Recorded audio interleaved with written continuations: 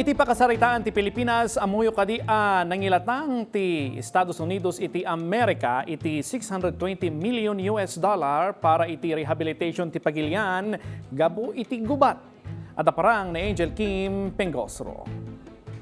Iti pakasaritaan, nakapasar ti pagilyan iti danyos gapo iti pa nakadadaol ti infrastruktura, kalpasan ti maikadwa agubat sa nga lubungan, kang runaan ti Battle of Manila.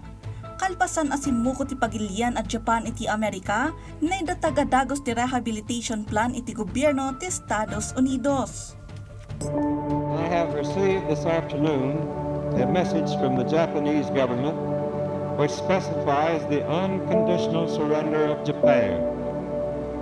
Arrangements are now being made for the formal signing of the surrender terms at the earliest possible moment. Idi Abril 30, 1946, inaprobaran ti Estados Unidos ti Tidings Act of 1946 wenno ti Philippine Rehabilitation Act of 1946. Pinirmaan daytoy ti Estados Unidos babaen ken ni President Harry Truman. Ditaan na ilatang ti agarup $620 million at tulong ti Amerika para iti Pilipinas. Nairanta ti pondo ang mangibangon manen iti infrastruktura ti publiko kas iti kalsada, rangtay ken ports. Isubli dagiti pagadalan, ospital, ken pasdek ti gobyerno. Mangipaay iti compensation para iti war damage claims, ken biyagan manen ti agrikultura ken industriya. May sadayta kadagiti kadakkelan at tulong ti Estados Unidos iti Pilipinas kalpasan ti gubat.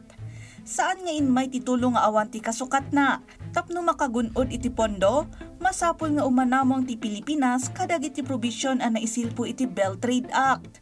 Anang forma iti relasyon ti ekonomiya kalpasan ti gubat. Iti nasao alintag, injaya ti US ti $800 million iti sumaganad a kondisyon.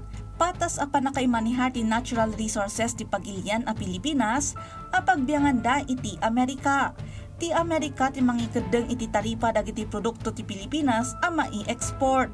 Fixed at 2-1 ratio ti Philippine peso ken US dollar. Nupay iti saan ang nagbayag, nasukatan ti US-Filipino peso agreement. Ditaan na forma ti industrialization iti Pilipinas. May sapay, saan na naurnos ti panakaiwaras dagiti benepisyo ti rehabilitasyon, amasansan a pabor kadagiti elite iti politika ken ekonomiya. Bayat nga adu nga ordinaryo a Pilipino nang runa kadagiti rural areas, tinagrigat amang bangon manen iti biagda. Nupay kasta, si bibilag a sinuportara ni Presidente-elect Manuel Rojas tilintag. Ngayon kalintagan na abasitlaeng ti pagbilyan ti pagilyan no diket pa ng awat kadagiti kondisyon ti Estados Unidos tapno makagunod iti dagos at tulong.